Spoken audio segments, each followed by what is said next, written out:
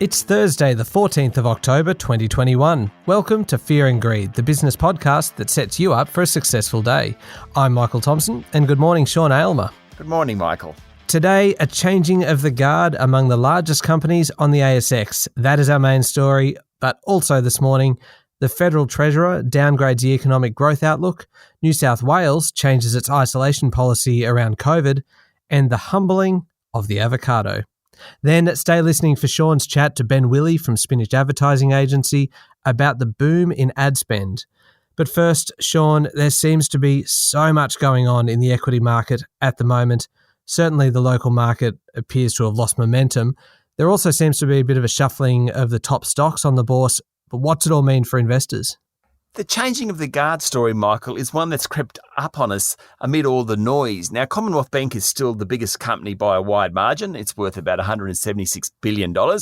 Number two is CSL, the blood plasma group. It's valued at $132 billion. And BHP comes in at number three, worth $111 billion. Those three have held the top spots for several years, though Commonwealth Bank has pulled away from the other two, given its share price is up nearly 50% over the past year, while BHP and CSL's share prices are pretty flat. But below that, you're starting to see a changing of the guard. As of yesterday, National Australia Bank became the fourth largest company on the bourse, taking the mantle from Westpac. ANZ comes in at number 6, while Macquarie Group is now number 7. That's up quite a few places. Wesfarmers, Woolworths and Telstra make up the top 10, and dropping out in recent weeks has been Fortescue and Transurban, the toll road group. How much does it actually matter how companies rank on the ASX 200? Does it matter?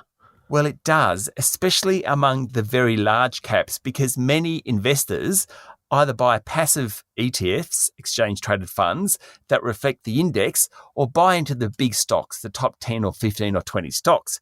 When 5 of the top 7 stocks are financials, it means there's a distinct lack of diversification in those portfolios. So suddenly changes in interest rates or bond yields impact a portfolio much more than they should if the bourse was more diversified.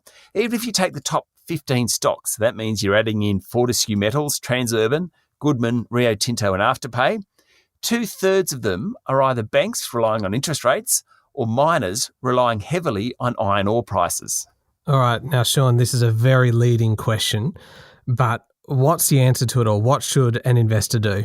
Well, firstly, see a financial planner. This isn't our show. It's not about giving advice, so see a financial planner. But beyond that, look away from just the local market.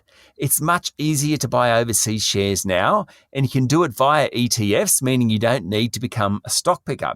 There's exchange rate exposure, of course, but to get real diversification in equities, investors now need to look well beyond the top companies on the ASX. If nothing else, the last few weeks demonstrate the need for investors to look well beyond just the very large companies on the ASX.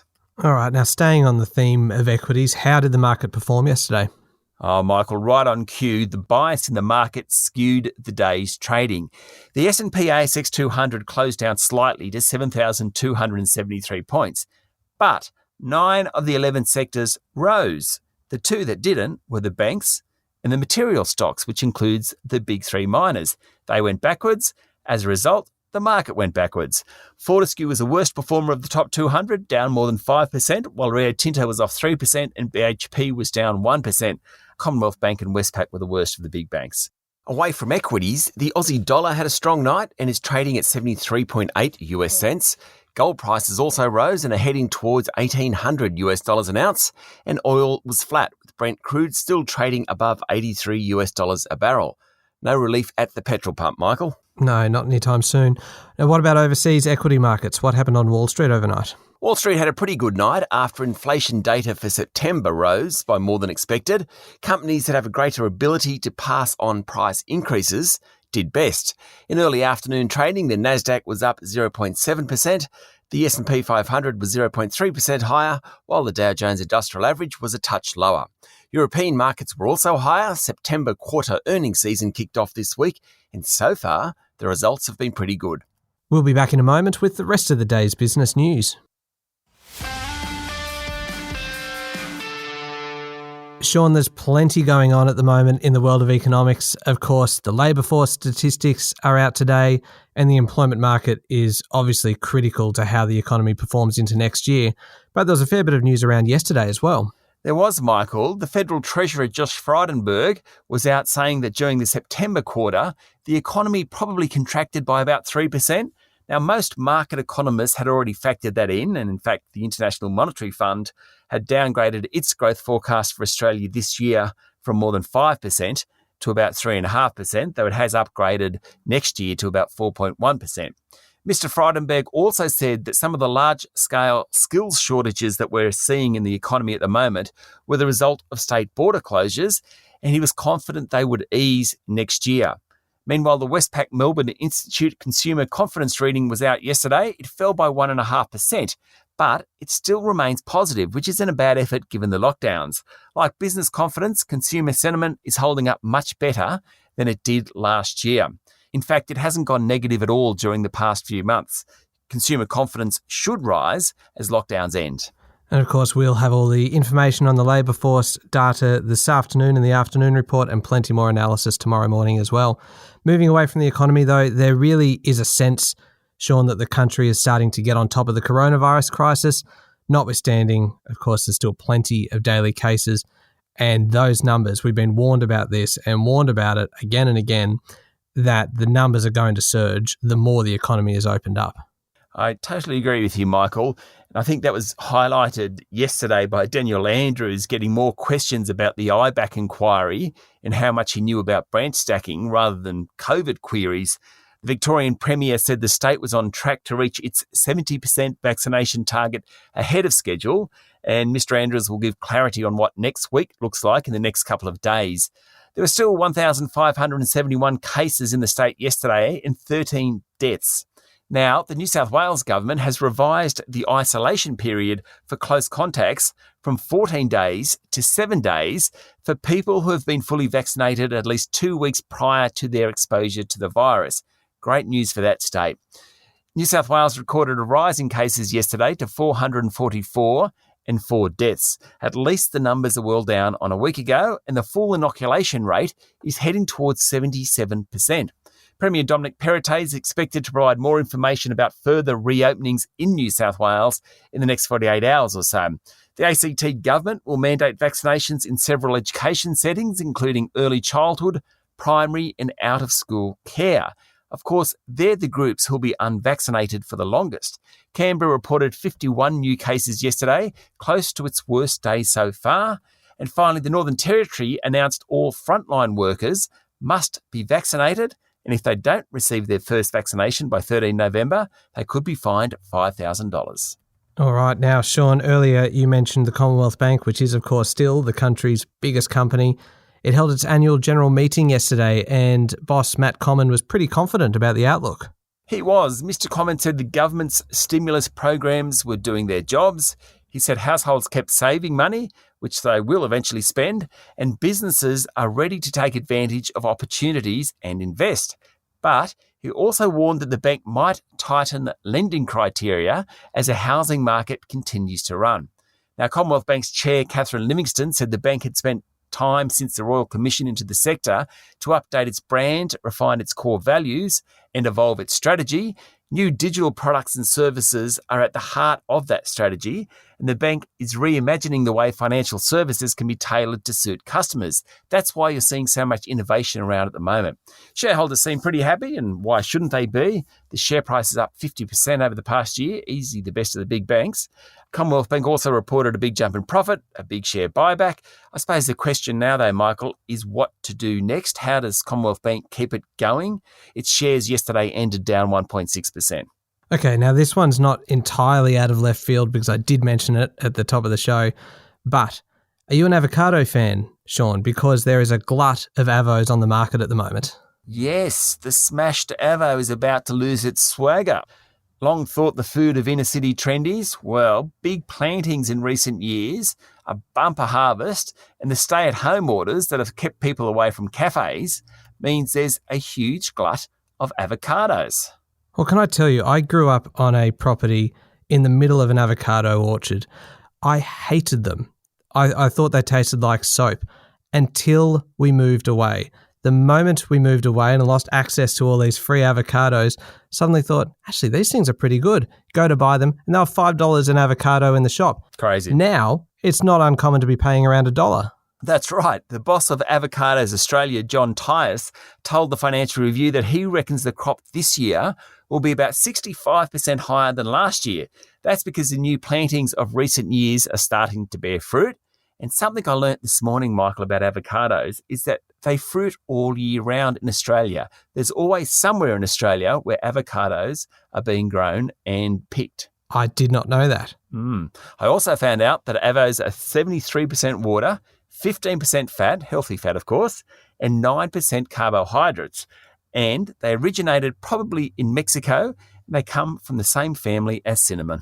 How much time have you spent studying avocados in the last 24 hours, Sean? I got buried down a rabbit hole on them, to be honest. Oh, well done. Very, very cool fruit. I think we've all learnt something today.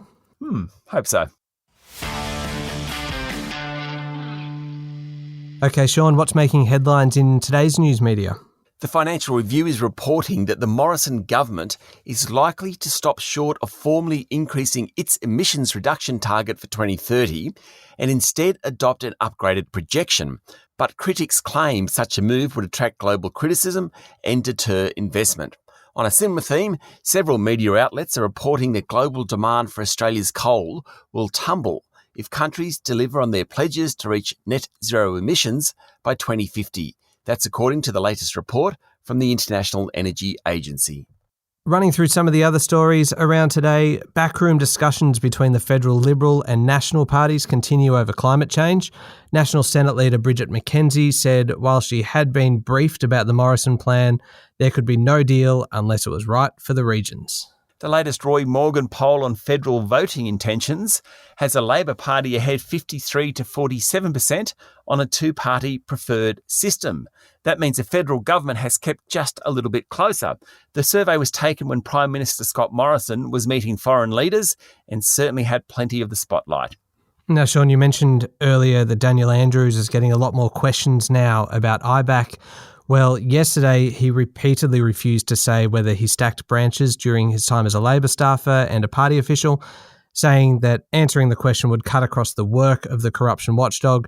Deposed Labor power broker Adam Somyurek has accused Mr Andrews of branch stacking in the late 1990s. The inquiry isn't going too well for the Premier. There are a couple of strong performers on the market yesterday, Michael. GUD Holdings share price jumped nearly 9% after it provided a market update on Tuesday that impressed investors. Its automotive division and Davey Water Products businesses are both performing really well. Bubs Australia's share price jumped 40% after reporting a big recovery in sales during the last quarter, and fellow infant formula group A2 Milk's share price rose 13%. If borders reopen, that company's channel to market to China should resume. And the Fear and Greed favourite, EnviroSuite, jumped 9% after announcing a deal to monitor noise pollution with NASA. That's pretty cool, isn't it? There aren't that many Australian companies that can say they've got a contract with NASA. That's true. And it's a favourite of ours because they've spoken to us a few times. That's not investment advice, I hasten to add, Michael. Yep, very good point. One more, Sean. The Bank of Queensland said it expected house prices to keep rising and business investment to pick up after it announced a jump in cash profit helped by a write-back in bad debts. That's basically when the lender says things are going better than forecast and it doesn't need to set aside as much for potential bad loans. Its share price tumbled more than 4% on the news. We don't talk that much about the Bank of Queensland, but it's a $6 billion, 147-year-old business, and its share price is up nearly 50% over the past year. Perhaps we should talk more about it, Michael. I think we should. All right, now what's the key overseas news this morning, Sean? It's incredible to think that the vote on Brexit was more than 5 years ago. The divorce only kicked in at the beginning of last year, and since then, COVID has hogged the headlines. Now the United Kingdom is demanding a rewrite of the Brexit deal as it covers trading arrangements for Northern Ireland, which of course was one of the main sticking points. Also, the United States will reopen its land borders with Canada and Mexico to vaccinated travellers from next month. They've been closed for about 18 months. China's trade surplus last month hit its highest level since December last year, with exports soaring. That's good news for the world's second largest economy, which is critical, of course, to Australia's prosperity. And Bloomberg is reporting that Apple is likely to cut its projected iPhone 13 production targets for this year by as much as 10 million units due to the prolonged chip shortages. Okay, now up next is the daily interview, and today it's one of our regulars, Ben Willey from Spinach Advertising Agency. Always worth talking to Ben. We run through what's happening in the ad market. In short, it's booming, and digital and broadcast TV are doing best. Yeah, that's up next in the Fear and Greed playlist on your podcast platform or at fearandgreed.com.au. Thank you, Sean. Have a great day, Michael. It's Thursday, the 14th of October, 2021. Make sure that you followed Fear and Greed on LinkedIn, Twitter, and Facebook, and you can always find more information and, of course, sign up for our free daily newsletter at fearandgreed.com.au. I'm Michael Thompson, and that was Fear and Greed. Have a great day.